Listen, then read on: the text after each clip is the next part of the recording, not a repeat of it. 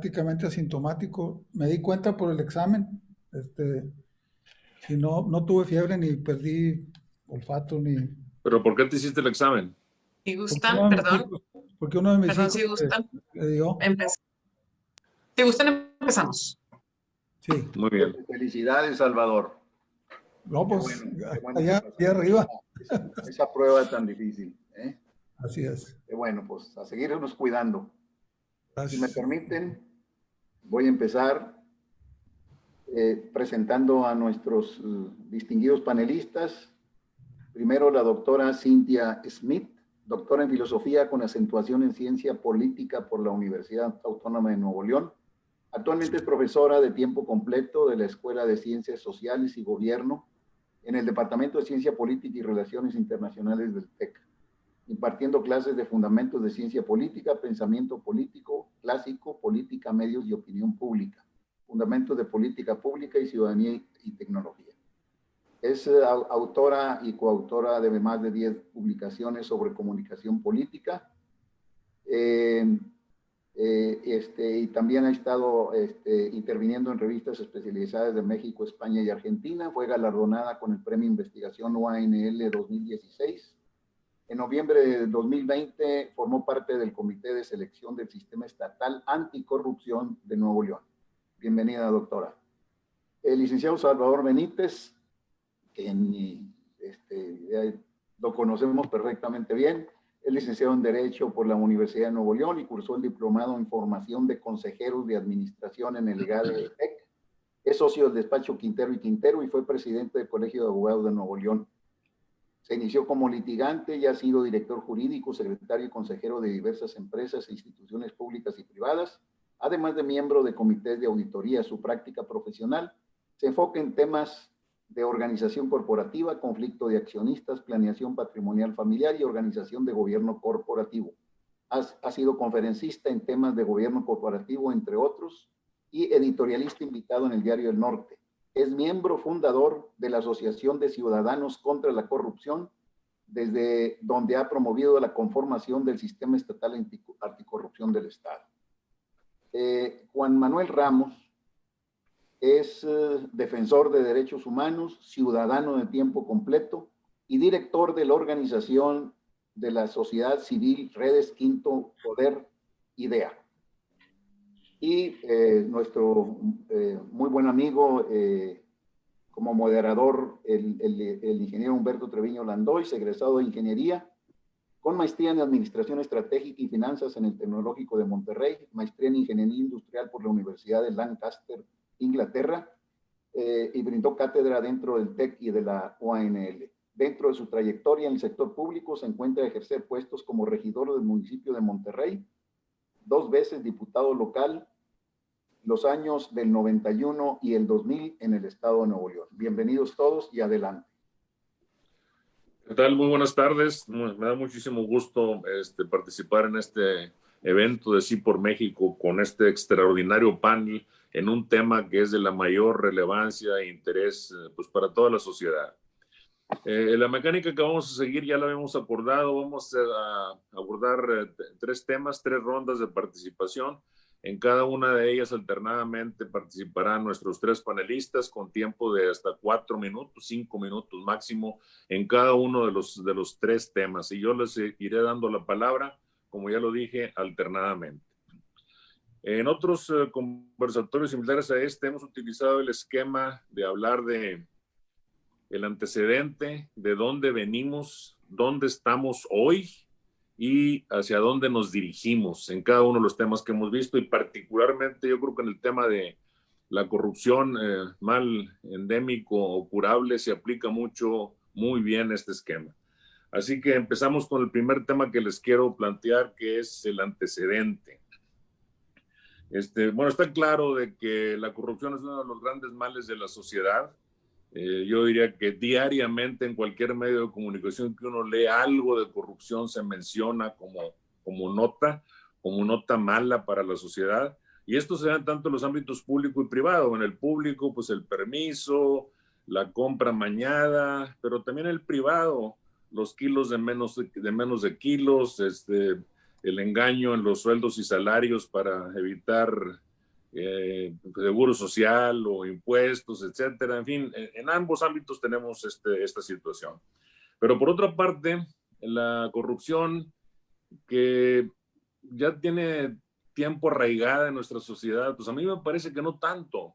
Yo creo que hace unos, no sé, 50 años, y uno lee los medios de hace 50, 60 años, la corrupción no era un tema que preocupara a la sociedad. La corrupción se veía, entre otras cosas, como un medio, un instrumento para la pacificación del país en el México revolucionario. Y en aquel entonces, pues hubo componendas, hubo concesiones, hubo beneficios, hubo otorgamiento digamos, de asuntos de una forma indebida, pero no había una gran queja sobre el tema de la corrupción. Es hasta cuando viene la administración de Miguel de la Madrid, a mí me parece que se habló de la renovación moral de la sociedad y que se utilizaba como lema eso de que la corrupción somos todos.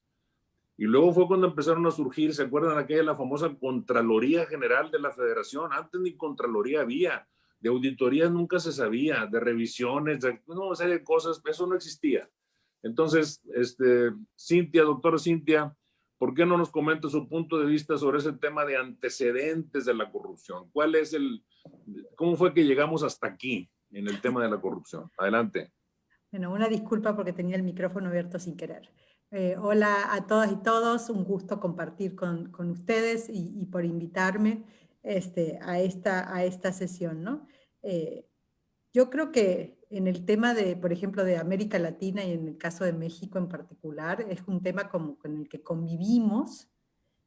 Sin embargo, a medida de que, como comentaba Humberto, a medida de que tenemos más competencia en el tema de partidos, por ejemplo, ¿no? De los 80 para acá, y tenemos más libertad de expresión también, porque sí también se ha dado un proceso de democratización, el tema de la agenda de la corrupción ha ido escalando, ¿no? Y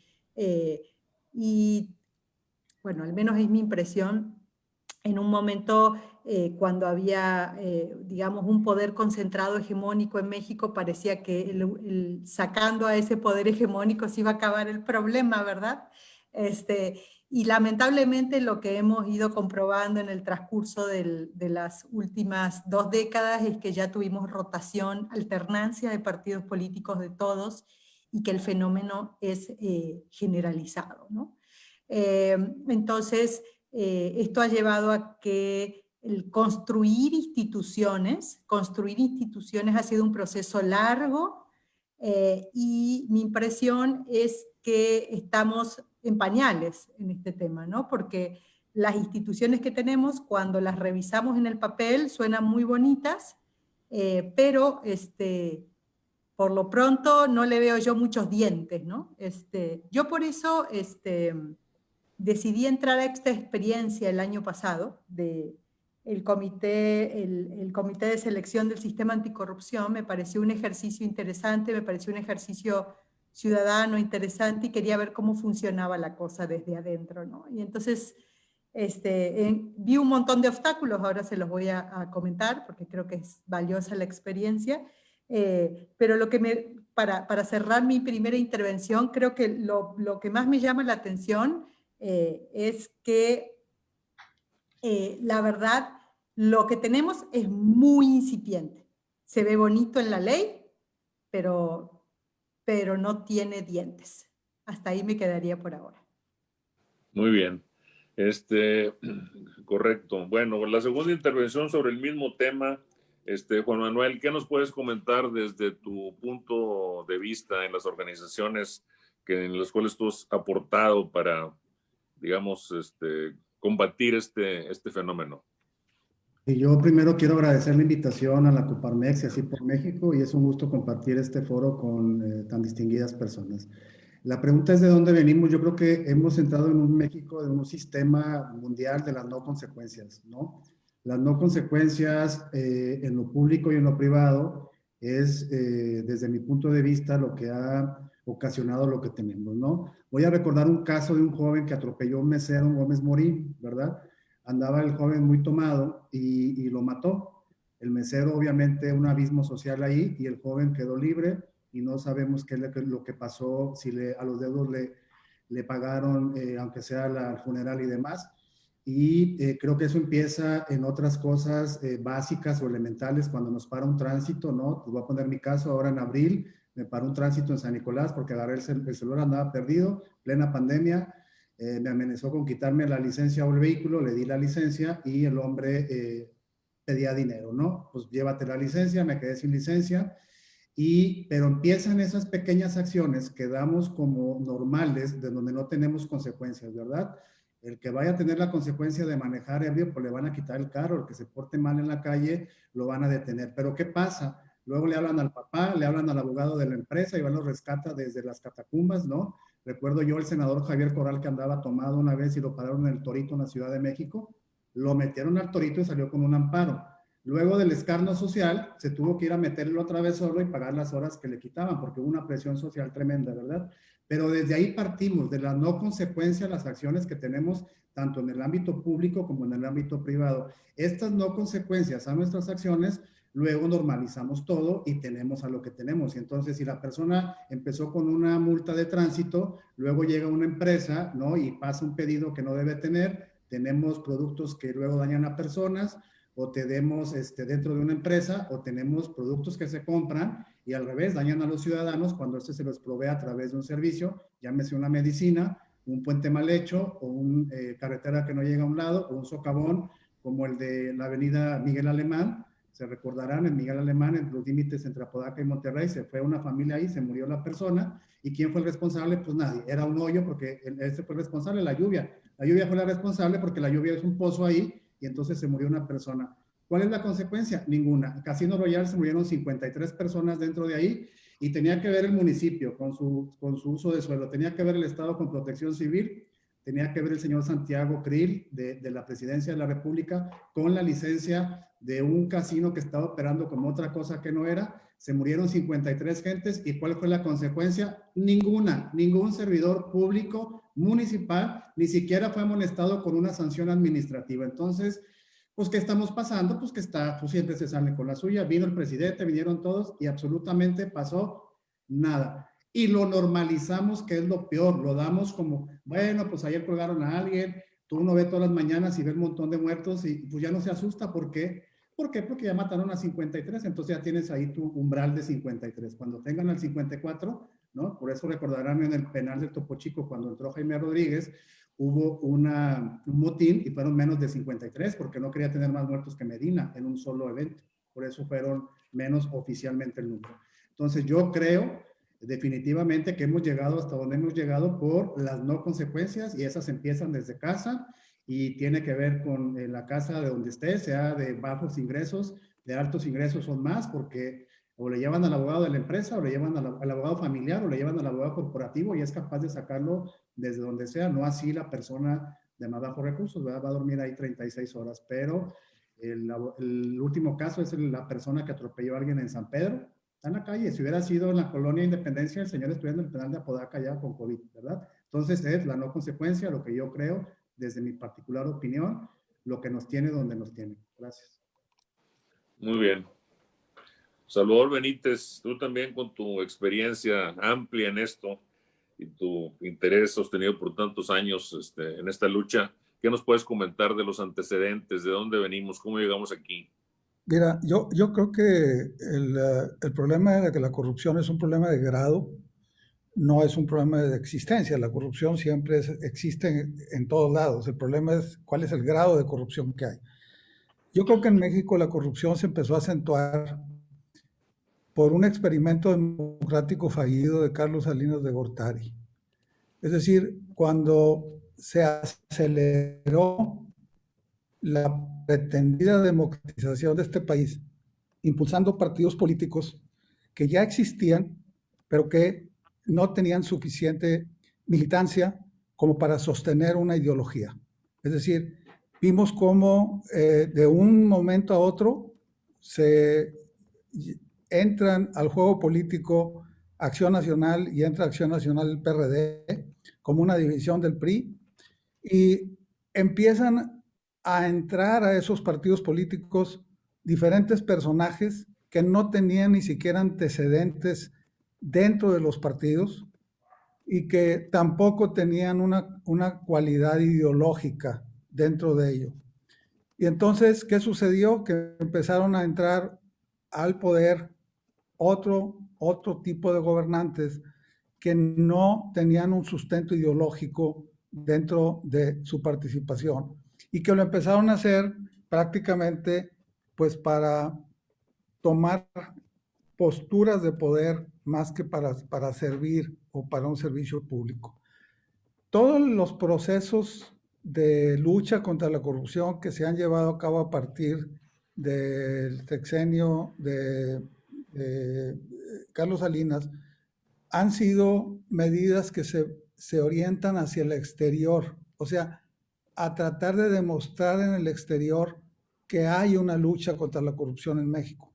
Pero la realidad de las cosas es que internamente no hay esa lucha contra la corrupción. ¿Por qué? Porque modificamos nuestra oligarquía y en lugar de que fuera un partido monolítico el que se encargara de conducir a este país, se distribuyó el país, se convirtió en una especie de crimen organizado o una fórmula de distribución en donde hay una contienda política pretendida. A la hora que se acaba la contienda política, de lo que se trata es simple y sencillamente de gobernar para servirse, no gobernar para servir. Yo creo que una de las principales causas que tenemos ahorita fue que no se acompañó esa reforma política con una reelección desde el principio para que pudiera haber premio o castigo a los funcionarios públicos a través del voto. Entonces, ese mal se convirtió en un mal endémico. ¿Por qué? Porque todos los políticos ya se convirtieron en una clase social. Es una clase social que no le permite ingreso a los demás. Es una clase social que nada más ellos juegan. Ahorita podemos ver los candidatos, por ejemplo, los partidos políticos son los mismos de siempre, nada más se cambian. Pero lo más grave, y lo que se demuestra con esto es la carencia de ideología, es que ahora se maneja todo a base de mercadotecnia política y de alianzas. Ideología no hay, y creo que esa es una de las causas que están grabando en México con una idea y con un verdadero sentido de lucha. Muy bien, gracias. Creo que te vimos con un poquito de dificultad, Salvador. No sé si tu señal está un poquito con fallas, pero bueno, vamos a ver si se corrige ahorita.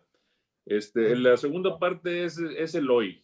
Si uno compara, digamos, el número de las instancias que hay disponibles o que hay instaladas, mejor dicho, para combatir la corrupción, el interés de la sociedad civil, inclusive esfuerzos privados que se hacen para también combatir la corrupción, ¿qué podemos hablar de ese hoy? Porque tenemos, bueno, originalmente la Contraloría de la Federación, después la Secretaría de la Función Pública, tenemos el Instituto de Acceso a la Información, tenemos el Sistema Nacional Anticorrupción, tenemos la Auditoría Superior de la Federación, que le reporta al Congreso, también a los niveles locales hay algo así, tenemos órganos internos de control.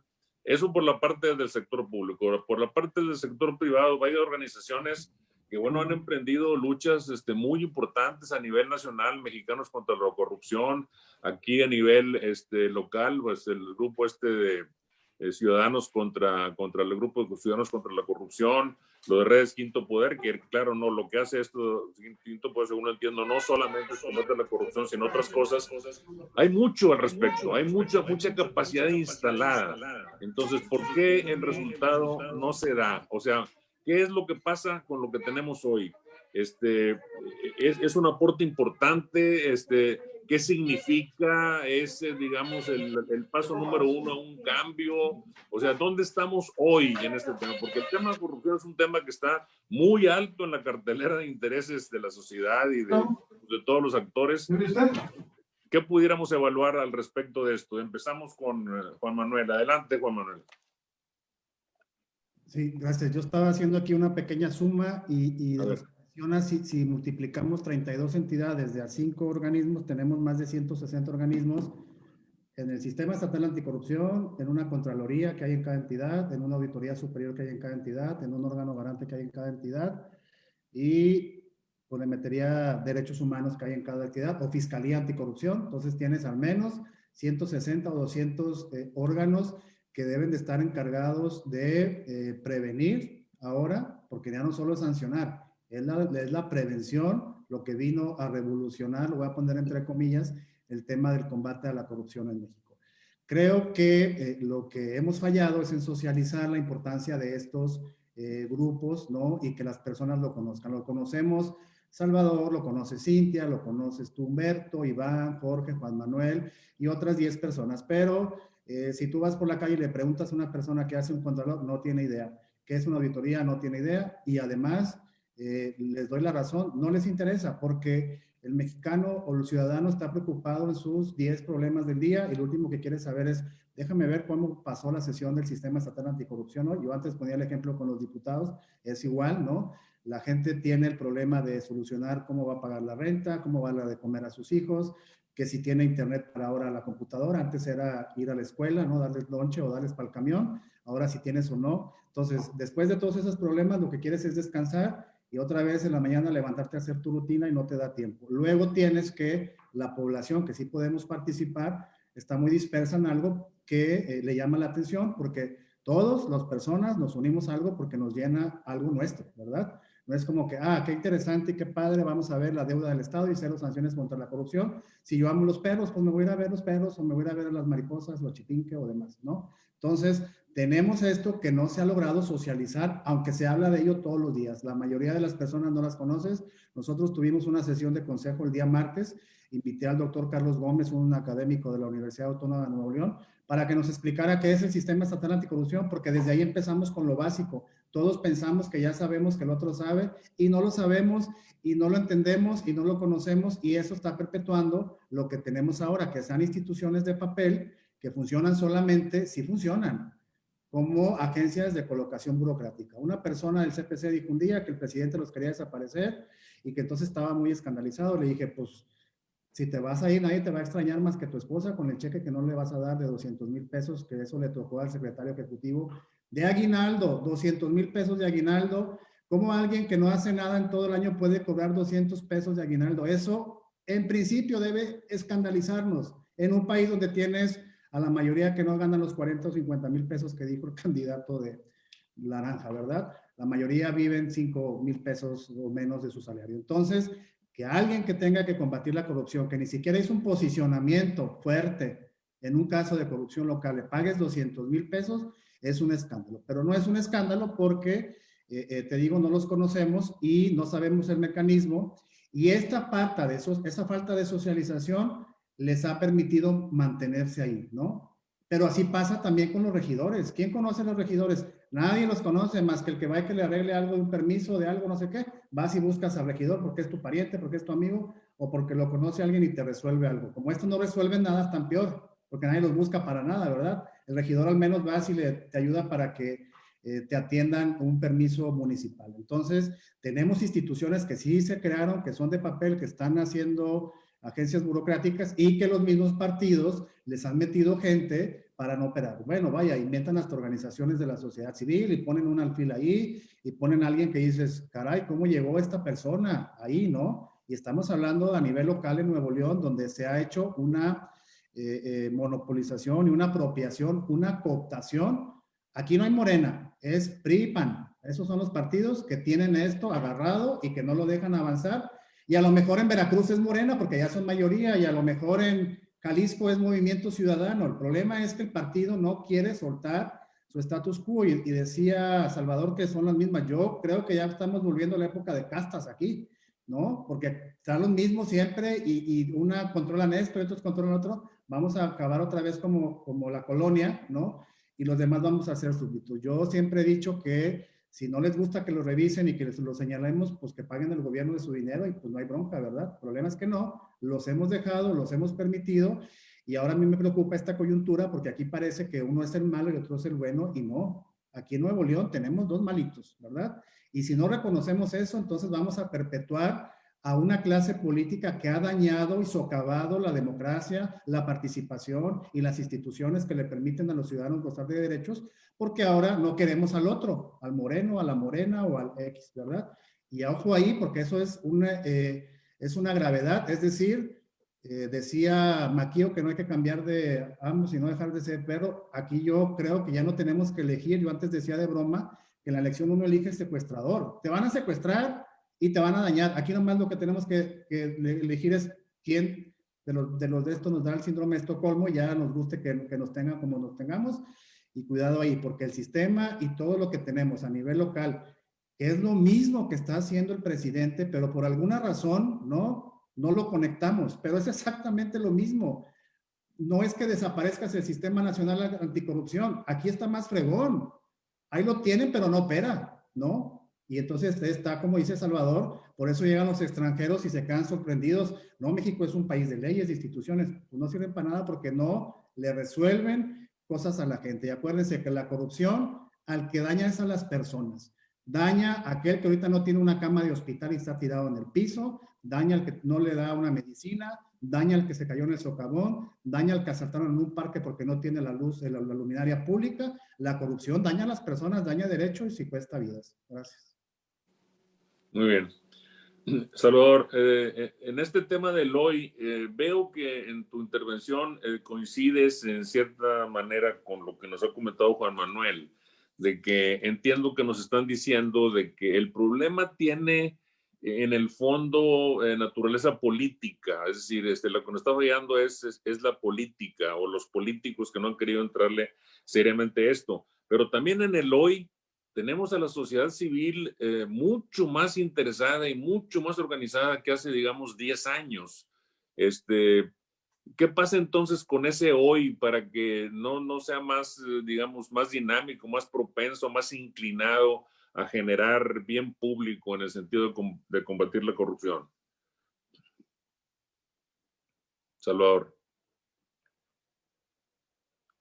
¿Lo perdimos? Tiene el micro apagado nada más. Salvador, ¿puedes encender tu micrófono? A ver, ahí lo estoy solicitando. Okay. No, dicen que no. esa es la frase que más se ha dicho en la pandemia. Tienes tu micrófono apagado. ¿Ya, Salvador? Se nos movió. Cintia, ¿por qué no empezamos entonces contigo Claro que sobre sí. este tema? Coincido totalmente con Juan Manuel. La experiencia que me ha tocado vivir a mí me ha permitido darme cuenta de varias cosas. Primer cosa, en el caso de Nuevo León, como dice Juan Manuel, el sistema está capturado por el PAN y por el PRI. Es definitivo. Yo participé en el sistema estatal anticorrupción en lo que es el comité de selección del sistema. Me inscribí en junio, cumplía con todas las características. Hasta septiembre me entrevistaron, hasta septiembre del año pasado hubo una entrevista en la comisión del Congreso, hubo un comité que evaluaba los perfiles, y luego cuando nos eligieron, en mi caso se hizo toda pública esa información del nivel donde había quedado y cómo fui elegida, y está muy bien, así debe de ser, porque si un ciudadano se expone a participar en un sistema anticorrupción, debe de ser pública su información, ¿no? Bueno, resulta que cuando entramos, primero los integrantes previos del sistema estatal anticorrupción que estaban del sistema de selección que estaban desde antes, no nos querían reconocer, consideraban que éramos ilegales, ¿no? Entonces hubo que hacer una presión social fuertísima para que nos citaran a una junta para poder sentarnos a la mesa de un puesto que nos había elegido el Congreso del Estado. Bueno, dos cosas que quiero comentar ahí. Una, cuando uno analiza, yo como académica, cuando uno analiza encuestas en México, la mayoría de la gente pone el tema de la corrupción hasta arriba de la agenda, ¿no? Y dice, no, pues ¿cuáles son los problemas de México? La seguridad y la corrupción. Pero en la práctica, realmente cuando yo hice el ejercicio ciudadano, porque me ponía a hacer documentación en redes sociales mías explicando lo que hice cada día, o sea, hice un ejercicio de transparencia ciudadana 100%, es muy difícil que te sigan y es muy difícil que te entiendan. Yo entiendo y concuerdo con Juan Manuel en cuanto a que la mayor parte de la sociedad tiene necesidades urgentes que tiene que solucionar, pero hay otras partes de la sociedad civil que creo que podrían estar más interesadas, y luego cuando votan, se enojan, se indignan de situaciones específicas, pero parece que les interesa más leerlos en los medios de comunicación que después, cuando tienen que tomar decisiones, castigar a esos partidos, ¿no? Entonces, un ejercicio donde no se mueven conciencias es muy difícil. Sí hay, como dice Humberto, sí hay un sistema local de organizaciones civiles que están involucradas. Pero también les debo de decir que yo entré como ciudadana 100% a este ejercicio, ¿sí? Por mi propia voluntad y como académica de una institución aquí de la ciudad, y no recibí todo el apoyo de esas organizaciones de la sociedad civil en forma masiva y contundente. ¿Por qué? Me lo pregunté, dije, ¿qué pasa? ¿Cómo se da esto? Porque también entendí, y creo que ese es un ejercicio que tenemos que hacer del lado de la sociedad civil, aunque sea muy doloroso, que esas organizaciones ya han establecido su agenda y sus grupos de interés.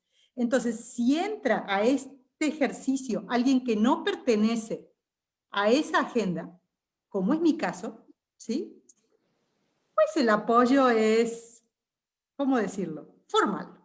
Hasta ahí, ¿no? Y la otra cosa importante que quiero mencionar, porque creo que esto es importante, porque lo viví y lo acabo de vivir, ¿no? Entonces les quiero transmitir lo que yo viví, ¿no? Que cuando me logro sentar en esa mesa y logro pelear de que enciendan una cámara y que por primera vez en la historia de ese comité de selección se hizo pública la sesión, ¿sí? Me encuentro que esos ciudadanos que estaban sentados ahí desde hace unos años, todas las decisiones que toman las fundamentan en argumentos que siempre llevan a la obstrucción y a dilatar y a... Entonces digo, ¿de qué ciudadanos estamos hablando? Éramos 9 personas, de las cuales dos de 9 queríamos, por ejemplo, conocer los expedientes, comentaba Juan Manuel, de cómo se eligió el Comité de Participación Ciudadana, que es el que este comité de selecciones escoge a esos miembros, ¿no? No pude acceder a los expedientes.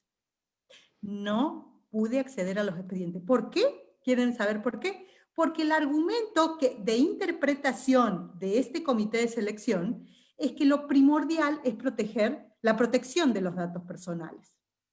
Cuando uno va y revisa en la ley, les cuento porque todo ese camino lo recorrí, cuando uno va y revisa la ley, lo fundamental es la transparencia y la publicidad, porque estás administrando un sistema anticorrupción. Entonces, ¿cómo voy a querer yo, si yo me candidateara a algo así, que proteja mis datos? No, todo el mundo quiere saber quién soy, dónde estudié, a qué trabajo, si tengo la 3 de 3, si hay conflictos de interés, ¿no?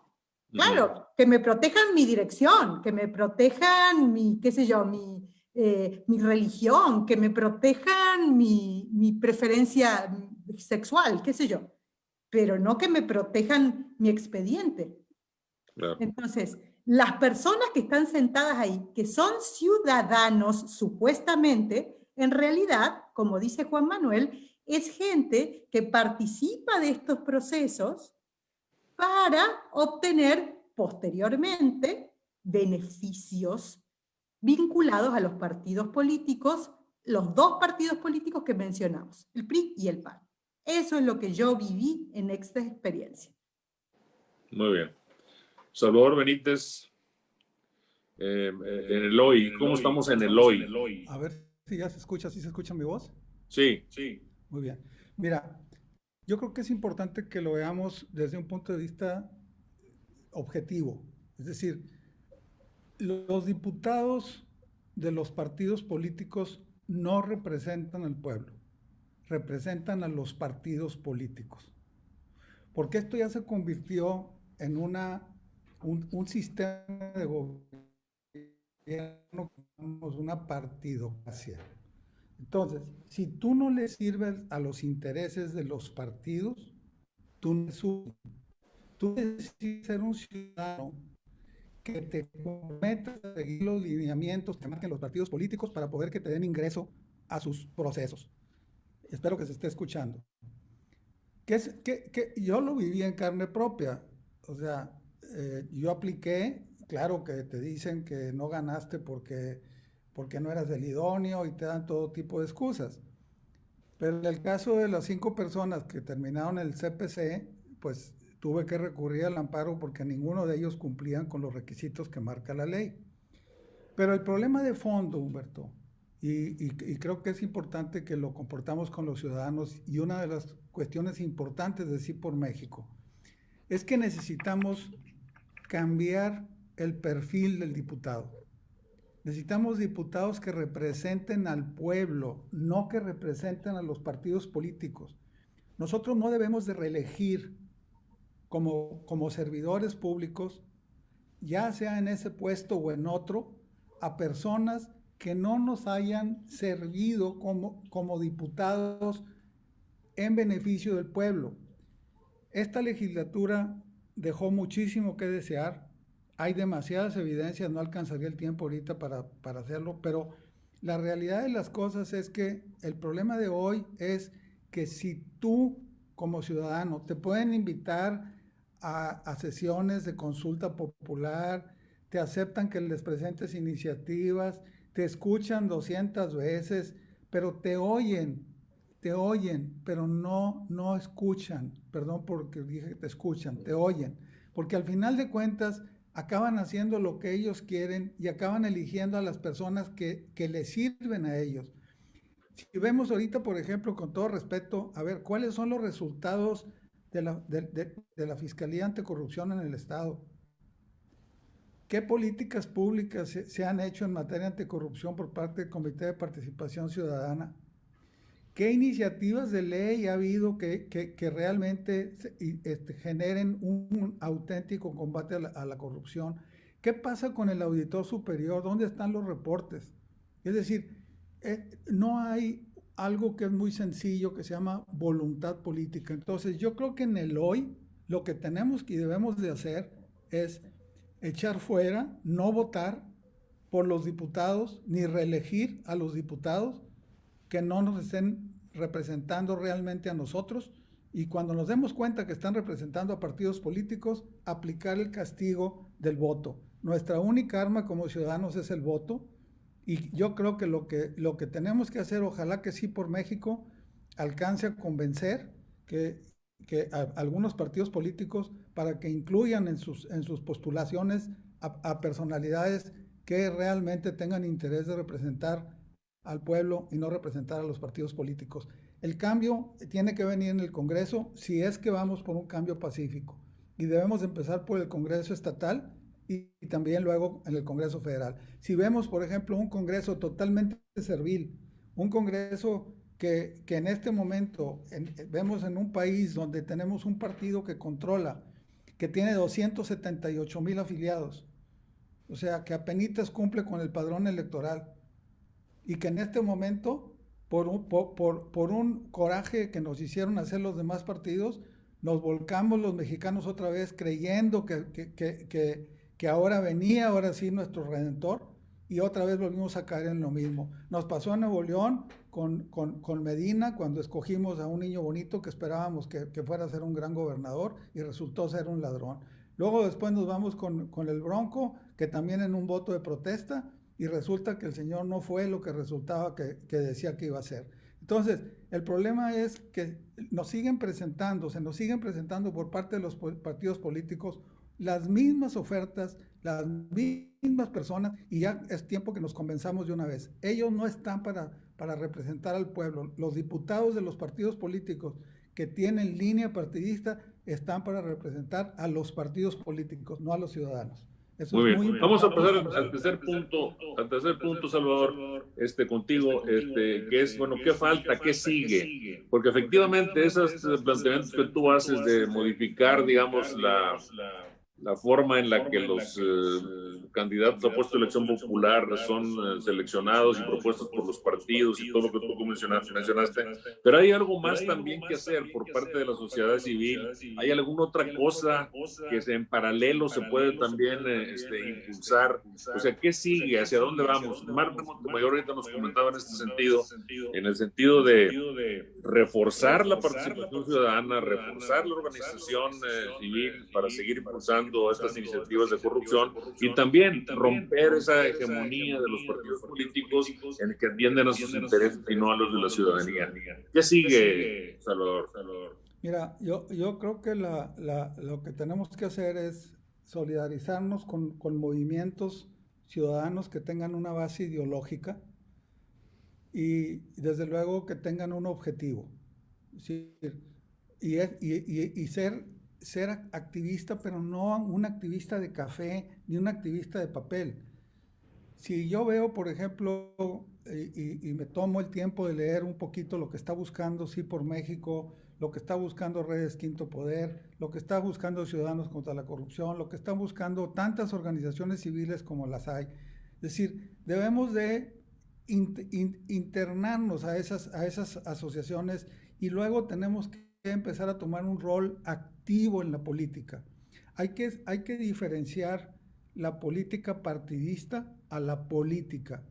O sea, desde el momento que a ti te interesa lo que sucede en la vida pública, tú estás participando en la política. ¿Y qué tenemos que hacer el día de hoy desde mi punto de vista? Necesitamos darle una lección a los partidos políticos y aunque la figura del candidato sin partido en algunos casos se haya afectado, creo que tenemos que apostarle a esa opción para darle una lección a los partidos políticos y decirles, ¿sabes qué? No me estás presentando ofertas apropiadas, no me estás presentando gente que realmente me va a representar, estás presentándome gente que está entrando para servirse, no para servirnos. Y ese es el castigo que debemos de tomar por lo pronto, o sea, buscar candidatos con otro perfil, votar por candidatos por otro perfil y desde luego sí salir a votar y participar en las asociaciones que consideremos que aportan y ser activos y activistas y no nada más tener la lucha o seguir la lucha por la vía política. En mi caso concreto, en el caso que yo fui candidato para ser miembro del Comité de Participación Ciudadana, con la promovió y lo ganó. Trazado su ejecución. Entonces tenemos la acción legal. Muy bien. Estamos ahorita, como que te estamos perdiendo. Vamos a seguir con Juan Manuel, que nos diga qué sigue, hacia dónde vamos. Oyendo lo que plantea Salvador, lo cual, bueno, coincido plenamente, pero también no puedo ignorar de que hay ciudadanos interesados en combatir la corrupción que no tienen interés político electoral, sino su enfoque es eso. Entonces, esas personas que tienen ese perfil, esos atributos, hay algo también que hacer por parte de ellos y ustedes están en organizaciones que seguramente tienen gente con estas características. ¿Qué nos puedes comentar de eso, Juan Manuel, con respecto a lo que sigue? ¿Hacia dónde vamos o hacia dónde podemos ir? Sí, pues mira, yo soy un ciudadano que cuando inicié esto hace 10 años ya, no tengo interés político electoral, o sea, no quiero postularme nunca, ¿no? Lo que yo quiero es trabajar por la sociedad y construir más ciudadanía. En ese sentido, yo creo que es muy necesario invitar a las personas a sumarse a algo que les apasione y que les llame la atención. A veces queremos llegar como si fuera al Starbucks, entonces vengan todos a mi Starbucks y cómprenme café, porque pues no, así no funciona esto, ¿no? Como les decía, el asunto de los perros, oye, pues hay gente que le interesa a las mascotas, pues nomás se van a ir a las mascotas, aunque tú quieras llevarlo al sistema estatal anticorrupción, otro que le toman los árboles. El asunto es cómo llegamos a estas personas que luego quieren participar. Yo les voy a comentar un ejemplo de un estudiante que se acaba de graduar con honores del TEC de Monterrey, él se llama Ernesto Cervantes, llegó conmigo porque quería interés, estaba muy enojado por las faltas de los diputados, ¿no? Entonces me escribió en diciembre, hace 4 o 5 años, pues ya se graduó, yo creo que hace 5 o 6, y le dije, ¿y luego qué quieres, no? Pues hay que hacer algo. Pues bueno, vente mañana, nos juntamos, y entonces hemos sacado ya 3 estudios de las faltas de los diputados, porque él quería hacer algo sobre eso. Yo tenía muchas opciones, pero ninguna le interesaba. Si yo lo hubiera mandado, no mandado, no es la palabra adecuada, lo hubiera puesto en una opción donde él no le llamara la atención, a la gente nos da flojera sumarnos a algo que no nos gusta, ¿no? Entonces, luego tienes tú una agenda que dices, pues aquí nomás hay esto, pero dime qué quieres, que vaya con la misión nuestra y la ponemos y así lo hicimos, ¿no? Yo creo que la única opción que tenemos es seguirnos quejando, pero actuando. Es decir, sí es la primera opción quejarse porque de esa inquietud sale la participación, pero es lo mismo que con lo que inicié. Si no hacemos algo es como esperar que lo que tienes una cortada en el pie te sane nomás gritando, pues tienes que ir al doctor y luego ponerte la medicina, ¿verdad? Porque lo otro nomás estar de hater en Facebook o luego criticando a los que están haciendo, pues no avanzamos. Entonces, puedes sumarte a una organización, está la nuestra, está el Consejo Cívico, está Ciudadanos contra la Corrupción, el TEC tiene iniciativas, está Coparmex, hay muchísimas opciones y como yo les dije, si no te gusta ninguna, pues haz una. Yo así, y así fundé Redes Quinto Poder. Oye, pues yo no quería ir a ninguna, pues ahí voy a trabajar. Un trabajar del mundo y cuesta arriba, y yo digo que avanzamos medio metro y nos vamos 20 para atrás y a veces ya no te dan ganas ni de avanzar, pero es necesario esto, porque aquí es donde voy a lo que sigo. Necesitamos tener pequeñas victorias, porque la ciudadanía estamos hartos de las derrotas, y las derrotas siempre nos da flojera, pues para que me uno, no pasa nada, y luego siempre están diciendo lo mismo y tú no haces, no, y tenemos que medir nuestro trabajo y medir nuestras victorias, y como se dice coloquialmente, pues cacarear el huevo, ¿verdad? Porque si no, nomás estás diciendo que esto no se puede y hay cosas que sí se puede y que podemos avanzar, y ahí viene algo que nosotros creemos muchísimo, es la sanción social. Tenemos que sancionar socialmente al que se porte mal, porque si un sistema anticorrupción no lo sanciona, si una Contraloría ni siquiera le puede dictar una sanción administrativa a un servidor público, ¿no? Parece chiste, pero tenemos un registro estatal de servidores públicos sancionados y hay 2 o 3 y no sabes ni de qué lo sancionaron. Hay otros que la Contralora actual nos dijo que no lo podía poner porque violaban sus derechos humanos. Le dije, señora, pero el dinero se desapareció. Ah, no, pues no, le dije, oye, pues estamos mal aquí porque cuando uno queda de ver en una tienda, en el buró de crédito ahí tienes 2 o 3 años que quedaste de ver a que lo hayas pagado. Y como alguien que se robó 100 o 200 millones, pues ya no hay nada de información en ningún lado, pero el dinero tampoco está. Entonces estamos en un sistema mal. ¿Qué nos queda? Sancionar socialmente. Y sancionar socialmente lo podemos hacer a través de organizaciones y de trabajos. Y eso lo que te da son pequeñas victorias que necesitamos. Todo el mundo quiere sumarse al ganador, nadie quiere estar con el perdedor. Todo el mundo quiere estar, porque así es el ser humano, ¿verdad? No es algo inventado. Todo el mundo quiere estar con alguien que tenga sentido tu participación, porque si no, estamos, no, pues es que no funciona y no sirve para nada, y los otros para qué, y luego los partidos, y no, oye, los partidos son sujetos de interés público y también los podemos medir. ¿Cuánto gastan? ¿En qué gastan el dinero? ¿A quién contratan? Y demás, y estar haciendo diversas variables. Entonces hay muchas oportunidades de hacer. Lo único que no debemos hacer es derrotarnos, porque entonces eso beneficia a los que están y va a ir creciendo esto. Si quieren alguna información, es redesquintopoder.org.mx, voy a hacer mi comercial. Si quieren unirse bien, si no también le pueden poner dinero, ahí dice aporta y entonces ya no tienes que meterte, pero hay muchas formas de sumar a los que quieren sumar. Gracias. Oye, Juan Manuel, antes quisiera concluir esta intervención tuya. Dices, tienes 10 años en esta lucha, digamos, en esta actividad. ¿Cómo te sientes si haces una retrospectiva? ¿Te sientes optimista? ¿Te sientes pesimista? ¿Qué sientes tú, vaya, como tu actitud personal respecto al tema?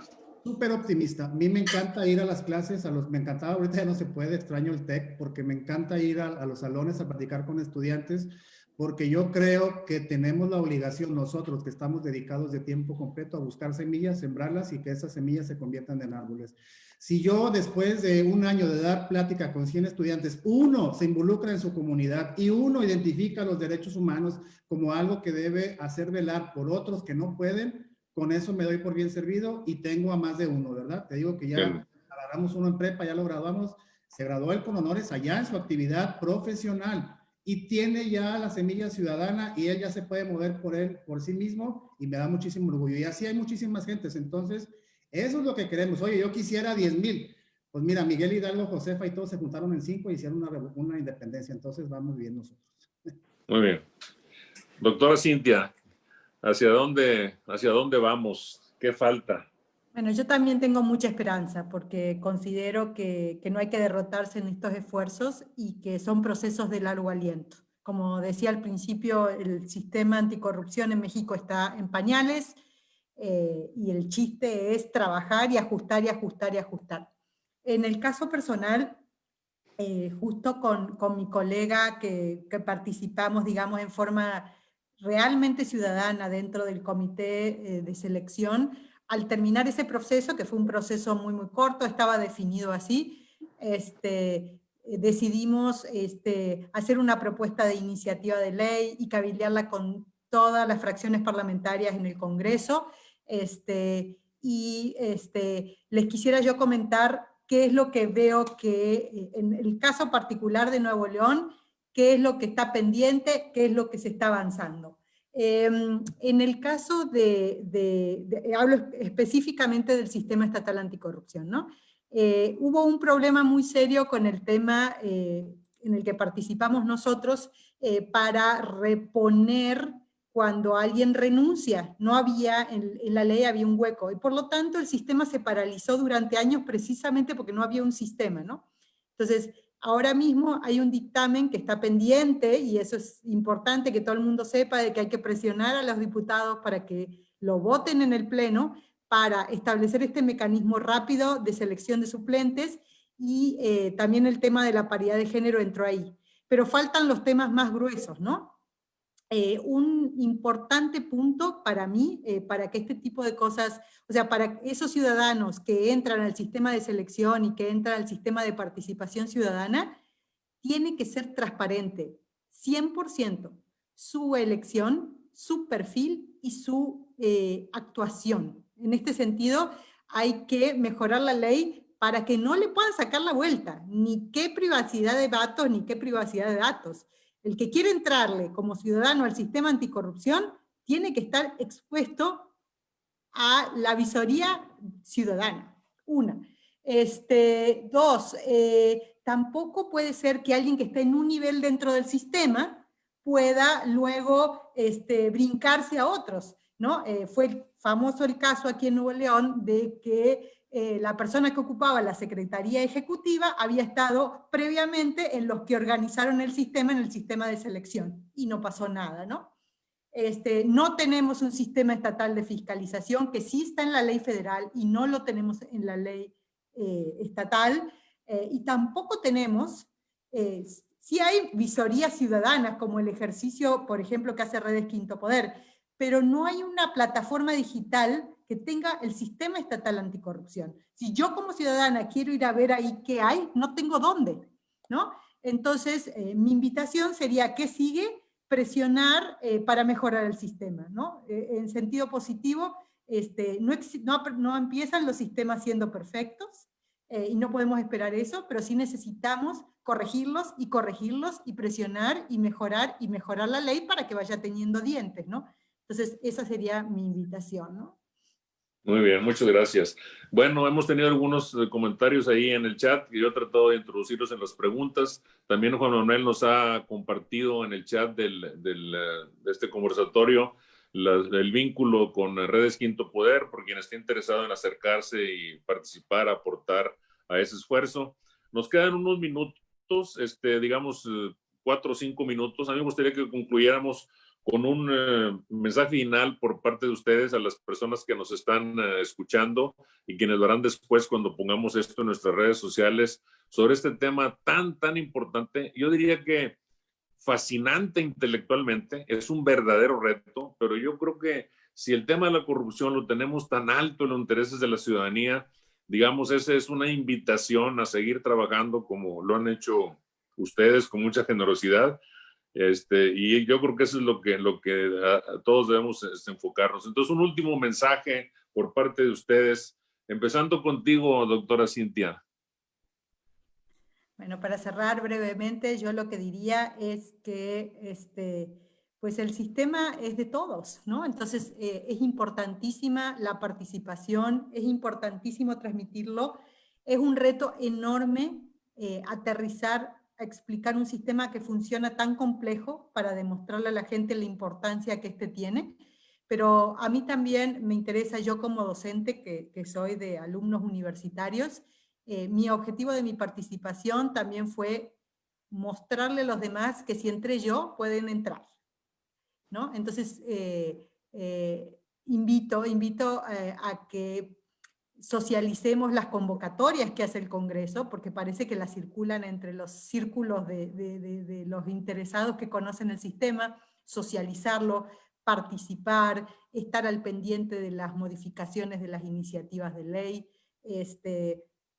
pues ciudadanos de tiempo completo, ¿no? Cuando uno participa de estas cosas, te motiva, te llena de energía, te demuestra que se puede llegar a las demás personas y creo que eso es valioso en sí mismo, ¿no? Entonces, en Nuevo León hay mucho que hacer. Los partidos políticos mayoritarios de Nuevo León no traen en la práctica esta agenda, no quieren que los revisemos, y es importante entonces este ejercicio. Gracias. Muchas gracias. Un mensaje, Salvador, para concluir tu intervención. Salvador Benítez. ¿Tu micrófono? Sí, ¿Ya me escuchas? Sí, ya, adelante. Mira, yo me quiero dirigir principalmente a la juventud. Creo que debemos de participar activamente en la política. Y si algo me ha servido de experiencia y donde yo traté de hacer algo ingresando al Comité de Participación Ciudadana, es que lamentablemente desde afuera es muy difícil que se cambien las cosas. Necesitamos una nueva generación de políticos que les interese entrar al Congreso para servir al pueblo y no para servirse ni para servir a los partidos políticos. El Congreso es realmente donde se ejerce la soberanía popular. El Congreso debe ser el poder más fuerte dentro de México. No es la presidencia ni es la gobernatura la que debe ser la más fuerte. Debe ser el Congreso porque es el poder donde se asienta la voluntad popular.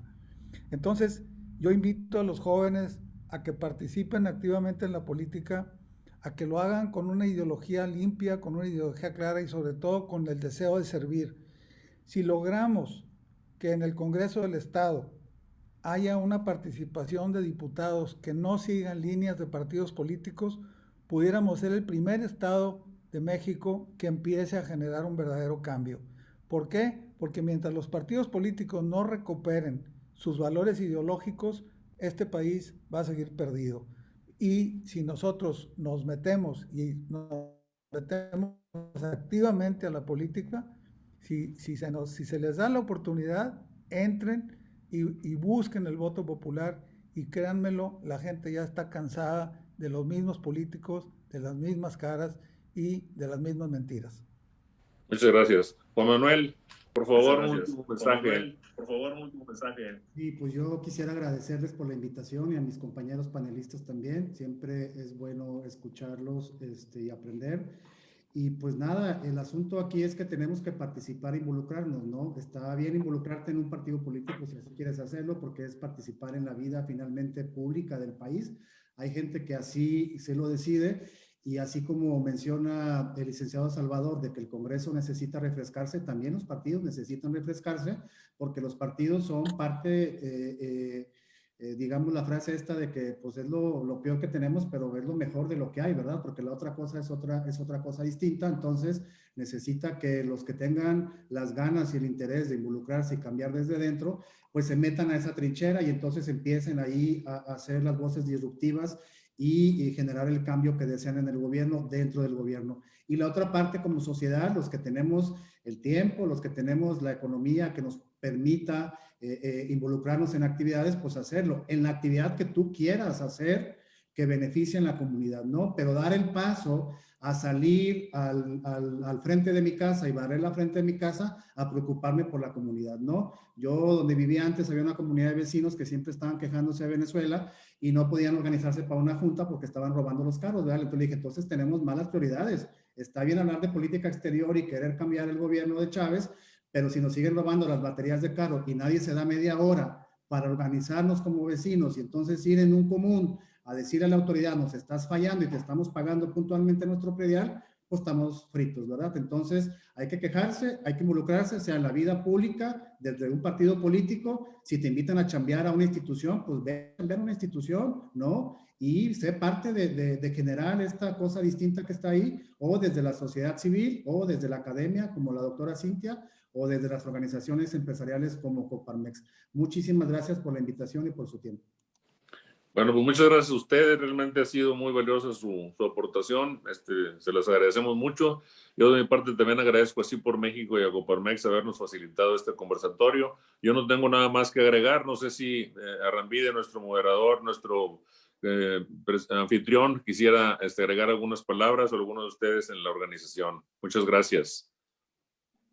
Sí, muchas gracias, Humberto.